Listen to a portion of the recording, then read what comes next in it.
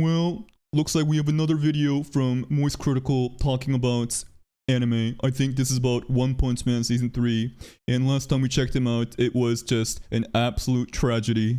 He blamed JC's staff, but got away with it, while Nicholas Light continues to get shit on, and I've gave you my take on that multiple times. This video is called This Show is Hopeless. Let's see what he has to say. One of the key lessons anime teaches its viewers is about the power of friendship and to never give up. There's always hope. But that's fantasy. In real life, you have no friends. Everyone hates you, and One Punch Man Season 3, there is no such thing as hope. Abandon all faith, because this show is just irredeemable, it seems. Episode 5 just aired, which is the one where I was trying so hard to buy into the hopium that the community was spreading about how this is where the budget went. This is what they... Remember, it's not about the budget. It's about the talent and the schedule that it has. Budget is important, money is important in business, but in the animation industry, it's not just throw money at something and it gets fixed. Episode 5 was getting thrown around as, is it gonna be the end of One Punch Man or not? We had that one Garo thumbnail of him being under rubble and people were trying to say, this is it guys, and what happened? Womp womp. They were saving all of their resources for. Because the first 4 episodes of the show, it wasn't really animated, like, at all. There were a couple moments, like Garo fighting for a brief second where they had a few moving frames, but otherwise, it's fundamentally still images. And the funny thing about that is that by not giving us the full fight and teasing my ball sack with the feather, they made me think that, oh my god, the fights are actually going to be good. And then the fight happened. And then we saw what it was. You get more movement if you finger through the pages of the One Punch Man manga. Like, you just riffle through the pages, you'll see more movement than you do in the fucking animated show. In Season 3, Episode 5, this was supposed to be the big one. Like, this could have been a peak fight, and people were so desperate to latch on to the titty of faith that this would be good. Because it should be. But it aired, and I haven't seen a single person defend it. The best thing that can be said about Episode 5 of One... It's presentable as a seasonal anime. It is fun and enjoyable for what it is. But because One Punch Man has an impossible standard to live up to, no one will actually give it an objective rating or criticism because they're blinded by their hatred of it. Punch Man is that it's the best episode of the season. But that's like saying a fart... That's like saying you are the smartest of the retards. It's not really a good prize to have. Is a little less stinky than a shart. Like, sure, that is technically true, but does it make it that much better? No. Not really. And you can see this reflected in Season 3's rating compared to the previous 2 seasons. It's 5s across... Wow, Season 2 rating is actually pretty damn high. Maybe we should watch that, guys. Across the board except for Episode 5, which is a 6.3. Which I still think is too high. Like, I think that even for a 6 point... Okay, let me break character for a second. You think 6.3 is too fucking high for Episode 5? Holy shit, what a fucking tourist-ass take. Genuinely, these motherfuckers don't actually watch anime. The height of their understanding of anime is checking out fucking Frieren or Dan Da Dan or fucking Demon Slayer because it's the most popular thing that the normies are talking about. Actually watch seasonal content and use that as a standard benchmark and compare against it. 6.3 is an adequate score. The highest I give it in a very generous way would be a fucking 7 out of 10. To say 6.3 for Episode 5 is bad, it truly shows you these motherfuckers don't know anything about animation and they're just fucking hating on it without being objective. But, they're just fucking tourists. 6.3, which I still think is too high. Like, I think that even for a 6.3, this is overrated. No, this is a 6.3. What we saw, again, like, nah, that's a fair score. Like, where is this rating system even coming from? It's just, we've been eating shit for 4 weeks now, and now they served us poop. Yippee. 6.3 is poop. It's garbage. It's not good. And like I said in the last video, I really believe that the main target for Spitballs for this catastrophic, disastrous season should be Bandai. Yes, JC Staff is not the optimal pick for... Looks like Moist Critical did his homework. One Punch Man. They should not have been the first round draft pick for season 3 of One Punch Man, and I imagine they were chosen by Bandai because they were the cheapest option. Yeah, I think so too. Well, we never know. It's all just kind of, we're guessing. It's all theorizing, right? But they had 6 years, not of actual production, but 6 years since season 2. The IP holders of One Punch Man, then it should be up to them to figure out what they're gonna do. Pick the right director, right talent, the right studio. But talent isn't always free and available. They're always working on different projects and shit. So is this just an unfortunate coincidence that like they fucking delayed until actual talent pulled up and they couldn't, and therefore just picked this? I don't know. It's all for theory, but choosing JC Staff because it was going to be a low investment project and to just get barely carried by the One Punch Man name. Yeah, I could see that reality.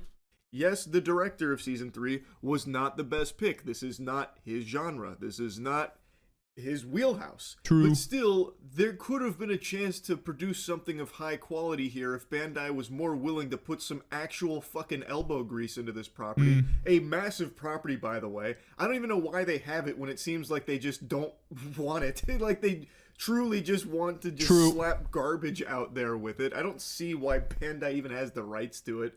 But like they still could have made something good here. And there's further evidence to support this game theory of mine here, you know, this fucking crackpot conspiracy theory, because there's an animator named Van Oba who I think is very talented. Shout outs to Sudan. He pulled up for the cut in episode 5. Who was hyping up episode 5 because he got to work on it. He got to produce some cuts for episode 5 that he was very proud of. And when the episode aired, he got to see them finished for the first time in the show. And he too was very disappointed. Apparently, this tweet got deleted because it's low-key.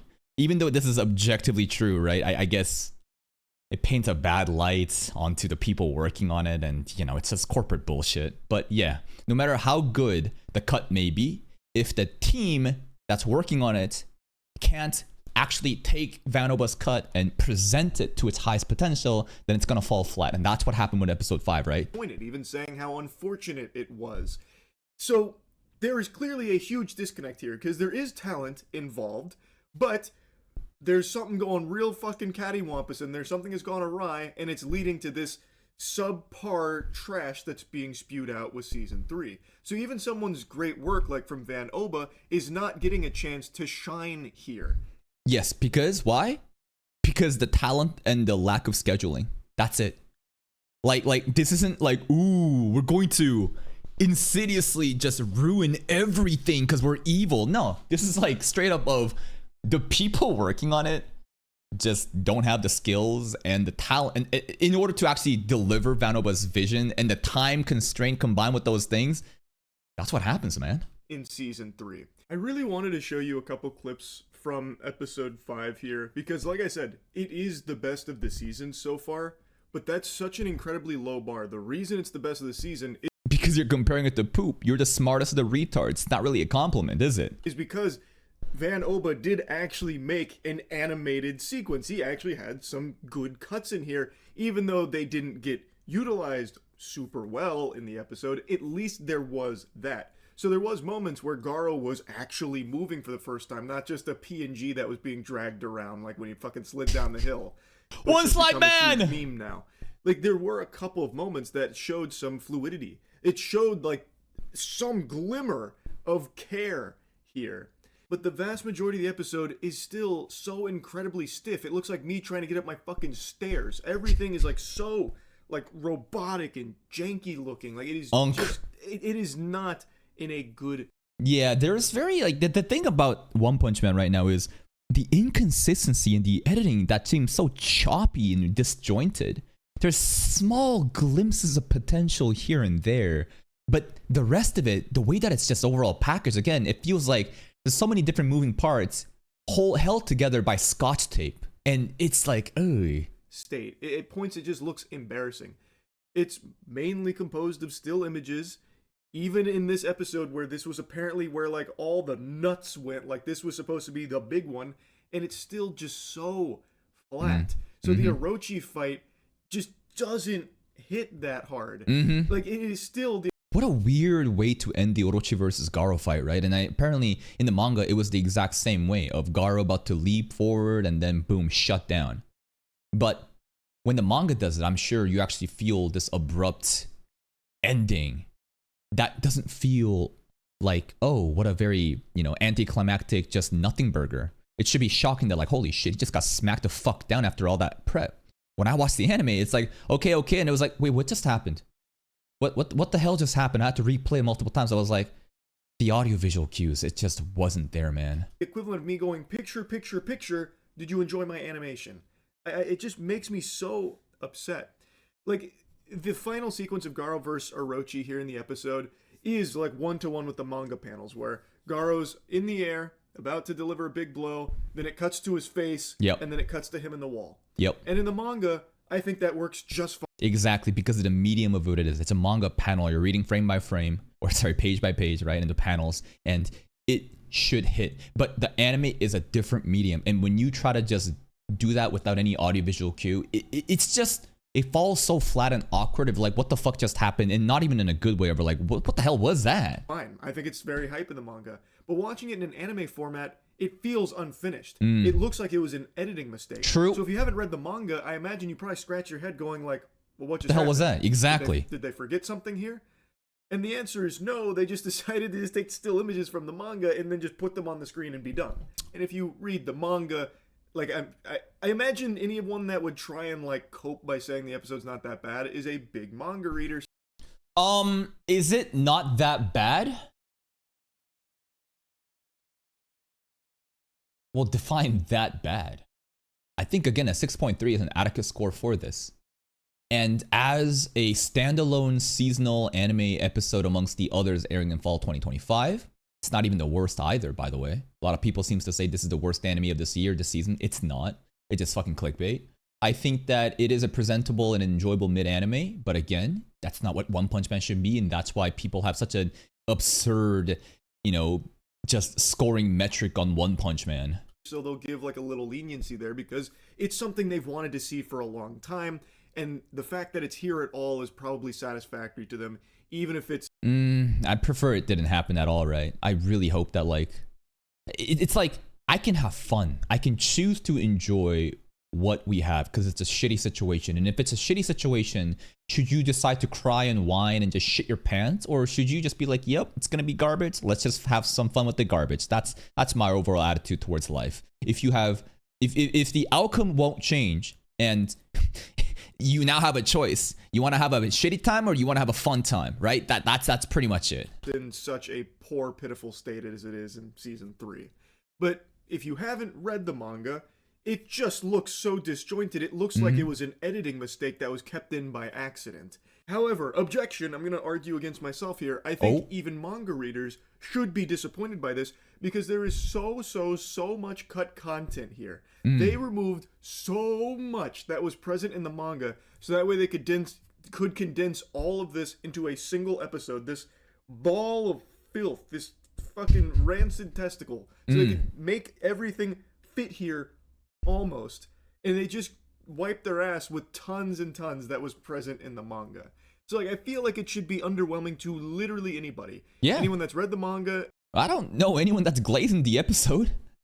I think that there's scenes here and there that might be fun to watch, but is there anyone genuinely saying, yeah, that was a great episode? Wow, so fucking amazing. Like, yeah, it did it justice. Where are people finding these fucks? Anyone that has eyeballs, it should just be obvious to everyone that this is a very weak season of any show. Even if it wasn't a property as big and as beloved as One Punch Man. True, as a seasonal content, standalone, if this was a random seasonal anime we're watching, yeah, I'd consider it one of the weaker ones too. True. I really think anyone that would watch this would be like, oh, this is not very good compared to everything else that we get. Yep. Because it's just not. And it's a shame. It's really a tragedy. I think Gachakuda is the best right now, though, in fall 2025. Yep. I think Gachakuda is just on fucking top right now, even though it's a sequel. Honestly. And I can't stop yapping about it, because I'm very surprised at just how rough it is. Like, Season 2 got a lot of criticism, including from me, for being much worse than Season 1. Season 1, I guess, was kind of lightning in a bottle, magic that they're never going to be able to recreate, but Season 2 was a big step down from that in the animation department, but it was still held up well by mostly everything else. Like, the pacing worked, the writing was still hitting, the characters were still great. I guess the difference between season 2 and season 3 is the time, right? JC staff, in-house staff, Kenichi Aoki is fucking delivering amazing shit. And even though it's not going to be in the same standard as season 1, they had adequate time to actually deliver something coherent. Season 3, not the case at all. In season 3, it's 6 years later. You would think that after the criticism when it came to animation in season 2, that'd be one of the main things they'd want to improve on. That's what you think too, but the production committee, I guess, just not aware? Are they tone deaf? Because and JC staff taking on this project, fully aware of how much backlash they got, I don't know. But somehow they went 10 steps backwards. It is significantly worse than season 2 animation, and I really think because of how disjointed everything is, a lot of the jokes and the pacing are not working. Yes, doing a watch of season 1 right now as a manga reader that I haven't seen just yet, the comedy, the slice of life, it's hitting hard. Season 3, awkward, lost in translation anymore. So everything just feels flat. There is just so little to like about season 3. It's just so fucking sad. The only thing to maybe prefer season 3 versus season 2 and season 1, I think, is a subjective artistic preference. If you look at single individual frames, just like the Blue Lock incident, right, where you play the frames, it doesn't move well, but individual frames in the art choice, the bold lines, the bright colors, some people actually prefer the season 3 art style more than season 2 and season 1, but that's pretty much about it. And again, that's a very subjective thing too, of like, oh, I like this type of art style or that. Because again, I know talented people are working on this, like Van Oba, but there is something in this pipeline, whether it's because they've been resource starved by Bandai or something, that is just ruining it. And it sucks to see. It really does. I know I've made 3 videos now yapping about season We need more. Every week we need one. 3. I haven't been this passionately upset with something since Game of Thrones season 8. Like, that's how bad this has been. I hear that was really bad too. Of course, Game of Thrones season 8 I think is worse, but even still, this one hurts a lot because of how much I love One Punch Man. It's really just infuriating. There's a couple other things I could go on about, but I know I've been blabbering for a while now about this. But another thing is, this season, for some reason, has this idea in its head that if you just put like a blue filter on things, it means it's stylistic. Yeah, they are spamming the blue filter and the red filter a lot. Anytime there's supposed to be some sort of tension, some sort of angst in the atmosphere, they're like, slap that blue filter.